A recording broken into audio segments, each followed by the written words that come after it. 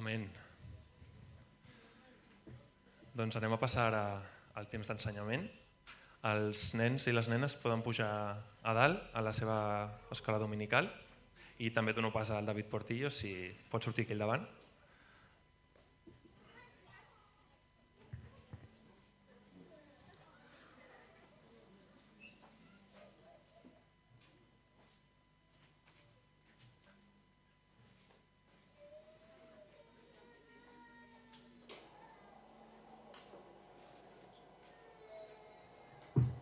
I anem a pregar tant pels mestres com pel David, que ens compartiran la paraula en aquest matí.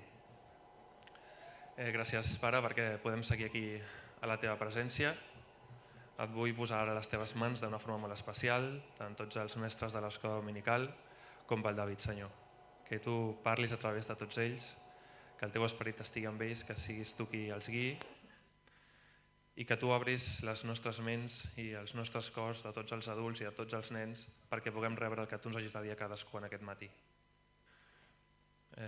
No facis els nostres cors que estiguin durs, sinó que estiguin tous i vulnerables a rebre't, Senyor, a rebre el teu missatge. Així que estem a les teves mans en tot, en el nom del Senyor Jesús. Amén. David.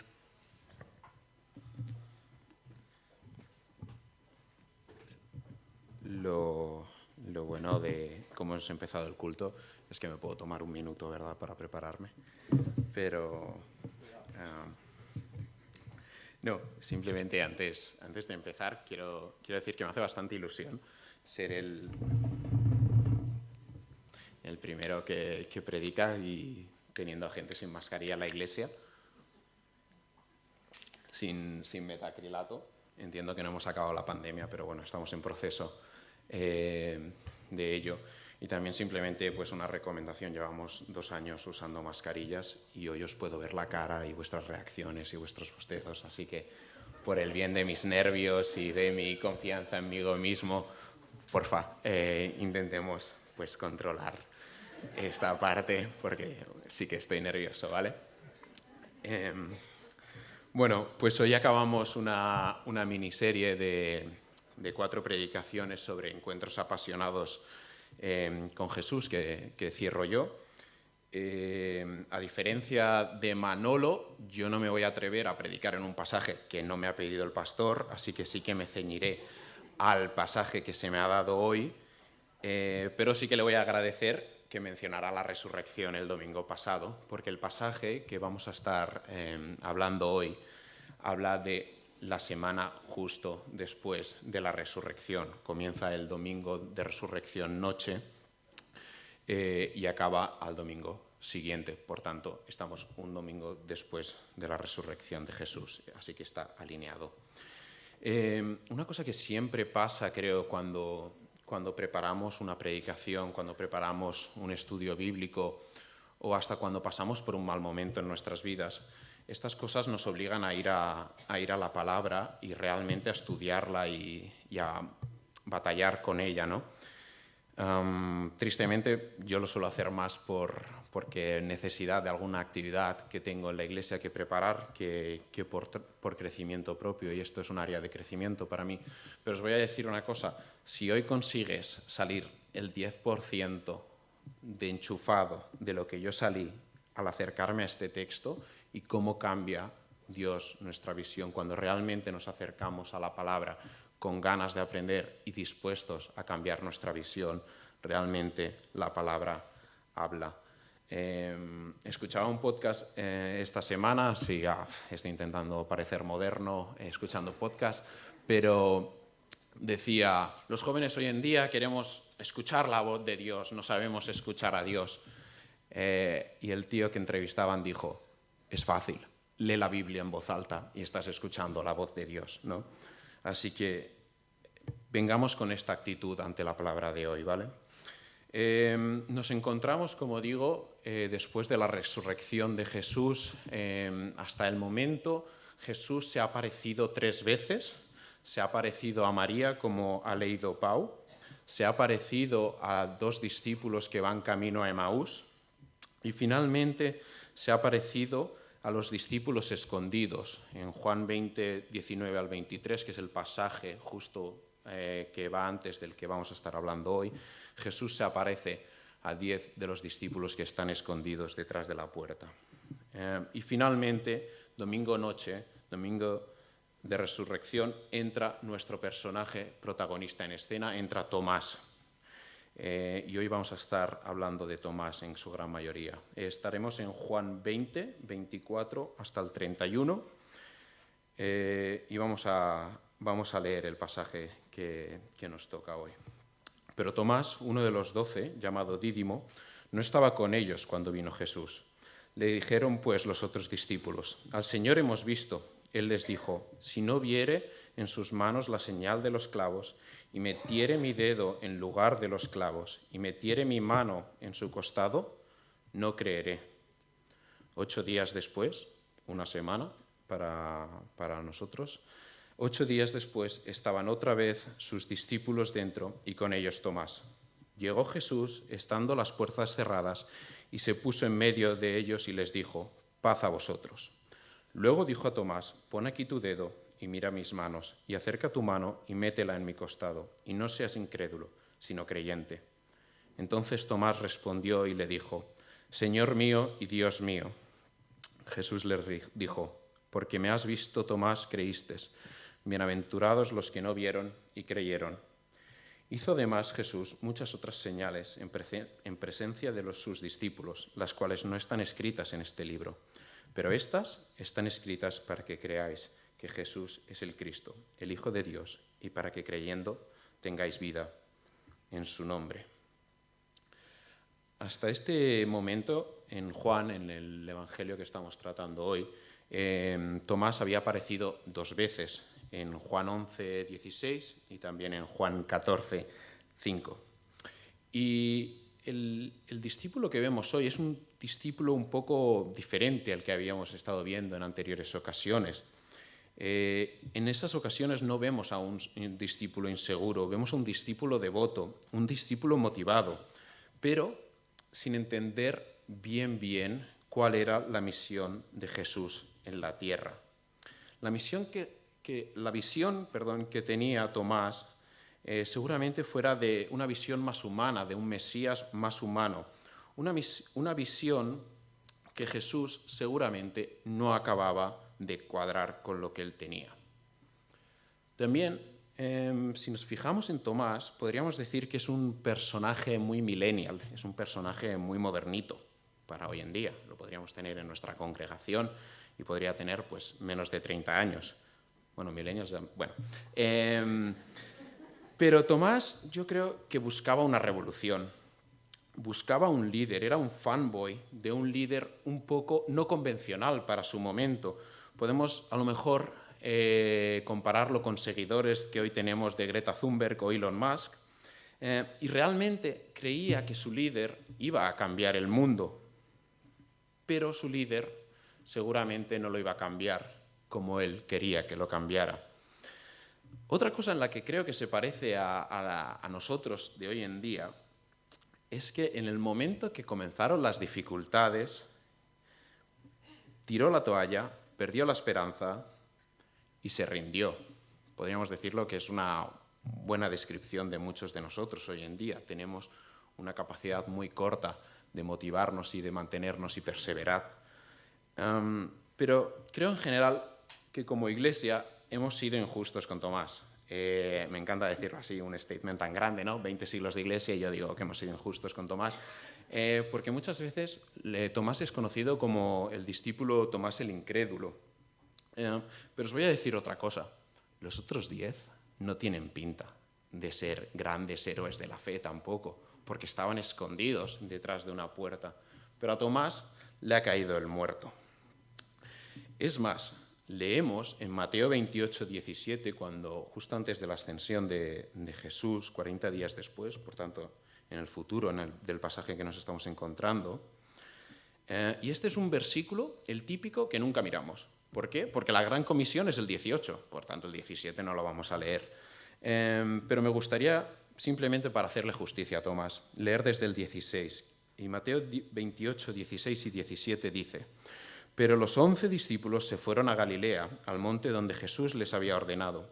Y cuando le vieron, le adoraron, pero algunos, en plural, dudaban. Y esto es 40 días después de la resurrección de Jesús. Así que también tengamos un poco de paciencia con Tomás y a lo mejor intentemos no llamarle Tomás el incrédulo. Me gustaría que pensáramos en qué momento de la vida estaba Tomás.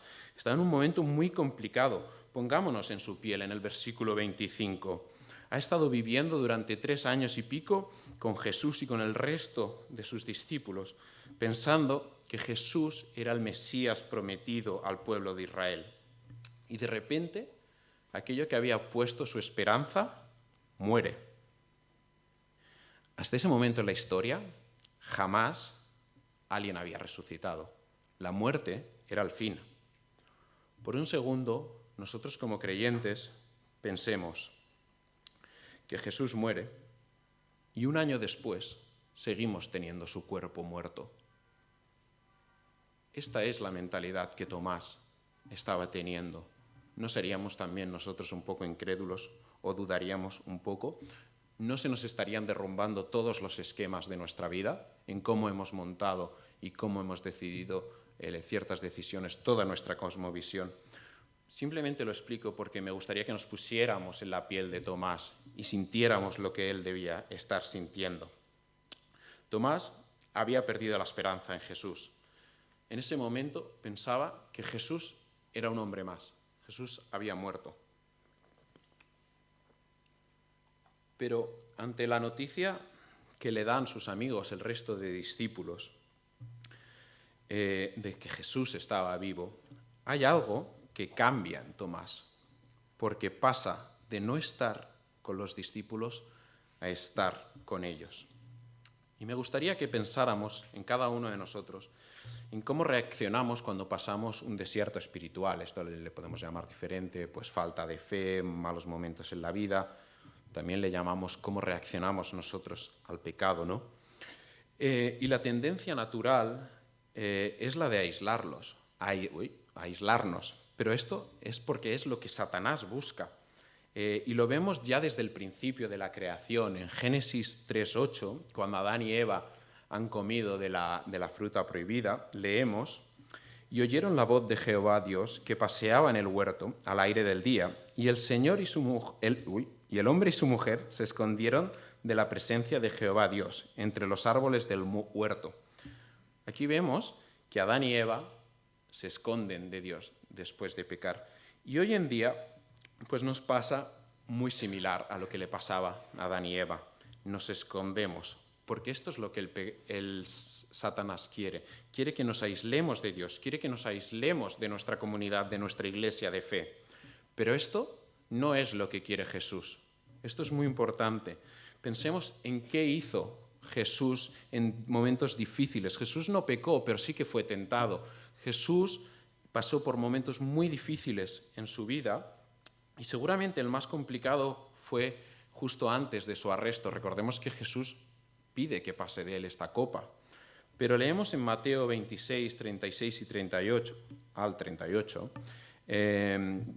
leemos en Mateo: «Entonces llegó Jesús con ellos a un lugar que se llama Getsemaní y dijo a sus discípulos: Sentaos aquí, entre tanto que voy y oro. Y tomando a Pedro y a los 2 hijos de Zebedeo, comenzó a entristecerse y a angustiarse en gran manera.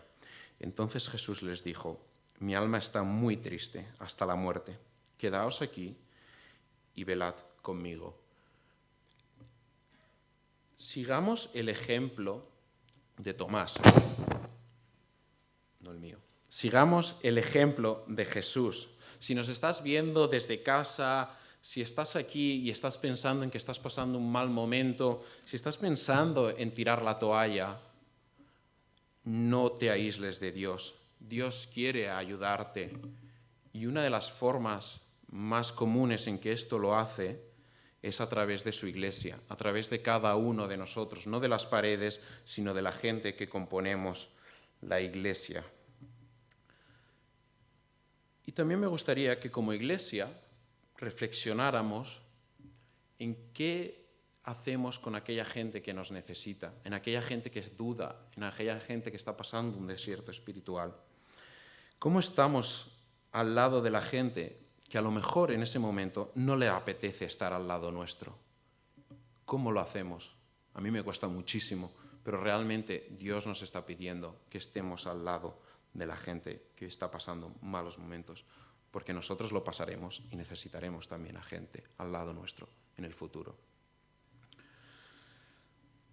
Una de las cosas que a mí me gusta mucho de Dios y que con los años voy aprendiendo es que Dios tiene un humor un poco diferente al nuestro, o por lo menos al mío, y un humor en que, mi caso, es que le gusta dejarme en evidencia y mostrar pues, mis limitaciones.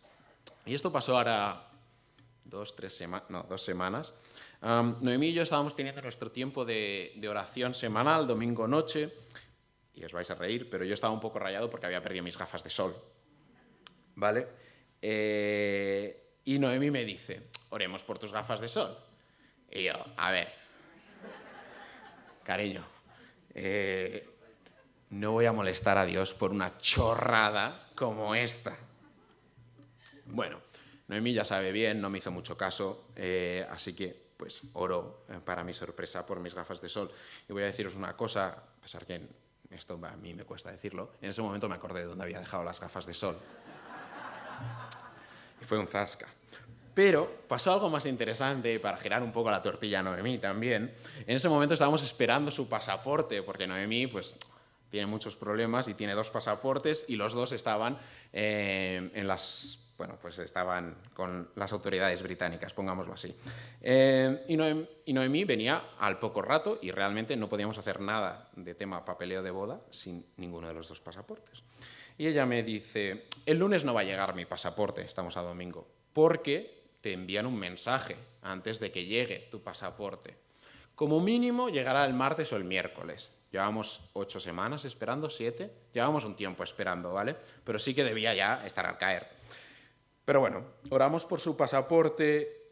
¿Y qué pasó? El lunes el pasaporte irlandés llegó a casa de Noemí, a casa de sus abuelos, y pues nos dejó en evidencia.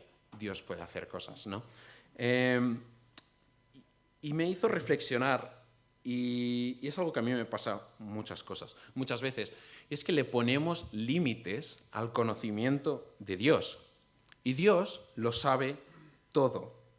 Desde lo más insignificante, que serían mis gafas de sol, hasta el mayor secreto que no le has contado a tu marido o a tu mejor amigo.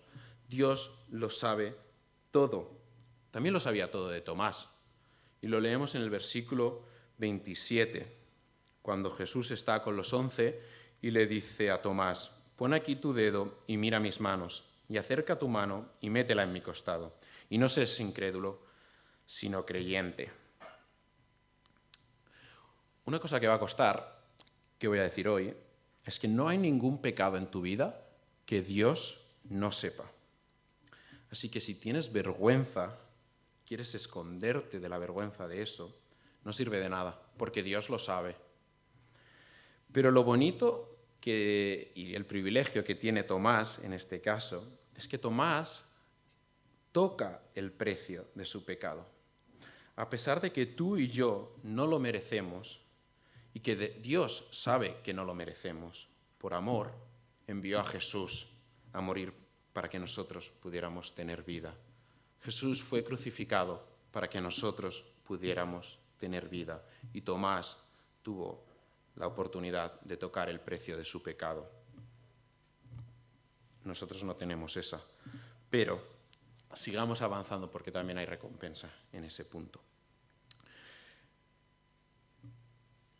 Este texto, además de una prueba más de que Jesús resucita, porque hay muchas pruebas de que Jesús resucita, Jesús está 40 días en la tierra antes de volver al Padre, nos ofrece una de las afirmaciones más claras que leemos en la Biblia de que Jesús es Dios. Y esto lo vemos en la reacción de Tomás en el versículo 28. Y la respuesta de Tomás al tocar las heridas de Jesús es: Señor mío y Dios mío. Y si alguno me está diciendo o está pensando la expresión Dios mío, pues es una expresión de sorpresa de Tomás que le sale de dentro. Déjame decirte que no creo, por dos motivos principalmente. Uno, que sería tomar el nombre de Dios en vano, y esto delante de Dios no creo que fuera a pasar. Y segundo, que no están hablando en castellano, por tanto nuestras expresiones no aplican en ese mundo. Por tanto, aquí vemos claramente que Jesús es Dios. La Biblia nos lo recoge y lo podemos saber. Y además pasa algo muy interesante en este momento. Vemos que las dudas de Tomás ante el encuentro con Jesús desaparecen. Tomás está teniendo ese encuentro con Jesús que cada uno de nosotros tenemos que tener. No importa si yo te doy 1000 motivos por los cuales creo que Jesús es Dios. No importa si te doy 1000 motivos por el que creo que la Biblia está inspirada por Dios. Tú necesitas este encuentro con Dios, porque al final esa es la forma de creer. Así que me gustaría que pensáramos, cada uno de nosotros, si eres creyente o si no eres creyente, ¿cómo respondes a la tumba vacía de Jesús? Porque como tú respondas a la tumba vacía de Jesús, condicionará toda tu vida. Jesús es la única esperanza. La respuesta es que la tumba estaba vacía porque Jesús resucitó. Esto es lo que yo creo y lo que muchos de nosotros creemos. Pero si tú no has llegado a esta conclusión, plantéatelo hoy, por favor, porque mañana no lo sabemos.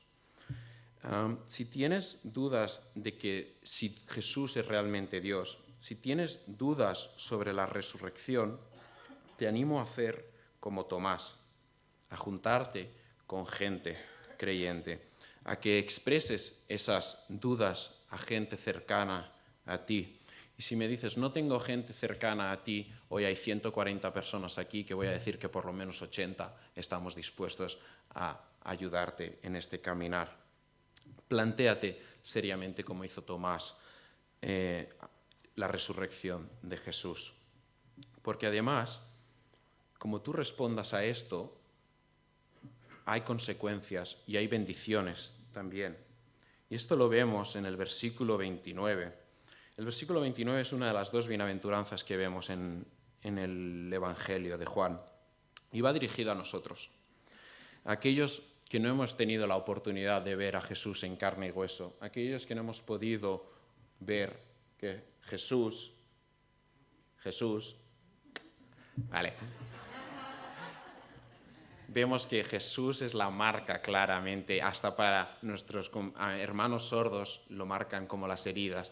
No tuvimos la oportunidad de meter nuestras manos, nuestros dedos en las heridas de Jesús, pero tenemos bendición. Y Jesús nos dice en el versículo 29, bienaventurados los que no vieron y creyeron. Y eso nos está hablando de nosotros. Y además es un versículo que nos hace un puente, que nos hace un enlace en la parte final que vamos a estar hablando hoy. Y es el motivo por el cual Juan escribe o dicta este libro. Nunca he escrito un libro, la verdad, pero creo que ¿por qué escribo un libro? Es una buena pregunta. ¿Tienes algo que decir? He leído algunos libros que he pensado, ¿para qué? ¿Para qué? Si le preguntas a mi madre, te dice que no sabe para qué la gente escribe libros, ella lo sabe todo, ¿no? Pero Juan escribe este evangelio con un propósito. Escribe o dicta, porque no nos vamos a meter en eso hoy, ¿vale? Pero escribe o dicta con un fin. Y este fin lo leemos en los versículos 30 y 31. Y dice así: hizo además Jesús muchas otras señales en presencia de sus discípulos, las cuales no están escritas en este libro. Pero estas se han escrito para que creáis que Jesús es el Cristo, el Hijo de Dios, y para que creyendo tengáis la vida en su nombre. Tengáis vida en su nombre.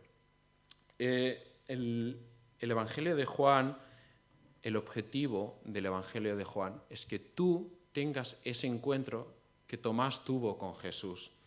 Ese encuentro en que tus dudas desaparecen, ese encuentro en que tú reconoces a Jesús como tu Dios y tu Salvador, que reconoces que Jesús de Nazaret resucitó hace 2000 años y que ese encuentro implica un cambio en tu vida y en tu cosmovisión, en cómo haces las cosas. GBU tiene un material bueno, esto se está grabando, luego se lo pondremos a Marcos, y es el material del libro de Ancover, en español Descubrir, y está basado en el Evangelio de Juan, básicamente es el Evangelio de Juan, y es un material que te ayuda a descubrir a Jesús, y si tú realmente eres serio con las preguntas que hablábamos antes de si Jesús es realmente Dios, o si realmente crees que la resurrección pasó o es que nos han comido el coco a los cristianos, te animo a que sea a través de libros de ayuda como Ancover que tiene GBU o a través de la lectura directa del Evangelio de Juan, escudriñes lo que dice Dios sobre Jesús. Y cada uno de nosotros como creyentes deberíamos estar dispuestos a cambiar cuáles sean nuestras prioridades para ayudar a alguien que quiere descubrir a Jesús. Si no estamos dispuestos a cambiar nuestras prioridades para ayudar a alguien a descubrir a Jesús, como creyentes también nos lo tenemos que plantear. Y me gusta mucho, ¿no?, que estos versículos también, porque nos dice que Jesús había hecho muchas otras cosas, pero no las recoge Juan. Y además nos dice que hace muchas otras cosas, pero no las recoge. Y a veces como creyentes nos gusta hacerle la quinta derivada a la Biblia. Y a mí me gustaría pensar, si Dios no lo ha dejado claro, ¿por qué sería? Si Dios ha dejado clara la resurrección de Jesús, como vemos en los Evangelios, ¿por qué otras cosas no las ha dejado claro? Y a mí me encantaría, a mí me gusta saber cosas en general, pero hay cosas que realmente en la Biblia Dios no nos deja claro. Y me gusta mucho lo que dice mi tío más mayor de Alaska. Hay dos tíos que no voy a mencionar en una predicación, creo que jamás, pero al mayor es el más sabio y sí que lo voy a hacer. Y él siempre dice, si quieres puedo discutirte el principio, la creación del mundo, si quieres podemos hablar teología sobre el final del mundo, qué es lo que va a pasar en el Apocalipsis, pero hay una cosa que no podemos discutir y no deberíamos discutir, que son los 4 evangelios, que es la vida de Jesús. La vida de Jesús está bien recogida por 4 narraciones diferentes con una línea coherente y están ahí para que tú tengas ese encuentro. También como creyentes intentemos no malgastar a veces el tiempo en discusiones que no llevan a ningún lado teológicas y centrémonos en lo importante. ¿Cuáles son nuestras prioridades? Nuestras prioridades es que tengamos una actividad cada día de la semana en nuestra iglesia y que por tanto no le pueda decir a mi amigo, no puedo leer la Biblia contigo, o realmente nuestras prioridades es la persona que tenemos al lado. Creo que esto nos debe hacer reflexionar a cada uno de nosotros. Y cuando respondemos a esta pregunta, Dios es más sabio que tú y que yo, Dios es más inteligente que tú y que yo. Y por tanto, lo que ha dejado claro, lo ha dejado claro en la Biblia. Y finalmente, me gustaría hacer 3 puntos para que os llevarais hoy a casa, que reflexionéis o que apliquéis. Y los puntos son los siguientes. Como creyentes, la gente que nos rodea ve a Cristo en ti. Tu forma de vivir y de relacionarte muestran las marcas de Jesús y el perdón que las marcas de Jesús implican. ¿Cómo reaccionamos, punto 2, a nuestro pecado, a nuestras dudas? Puede que sin darte cuenta poco a poco te estés aislando de Dios y de la Iglesia. Y la más importante, si aún no has tenido este encuentro con Dios, como hemos visto hoy, ¿cómo estás reaccionando tú a la pregunta de la tumba está vacía? ¿Cómo reaccionas tú ante la tumba vacía de Jesús? Y esta es la pregunta más importante que te vas a hacer en tu vida. Y yo este año pasado hice la pregunta a Noemí si se quiere casar conmigo. Y eso no es la pregunta más importante de nuestras vidas. La pregunta más importante es, ¿quién es Jesús y qué es en nuestra vida y cómo cambia nuestra vida. Gracias.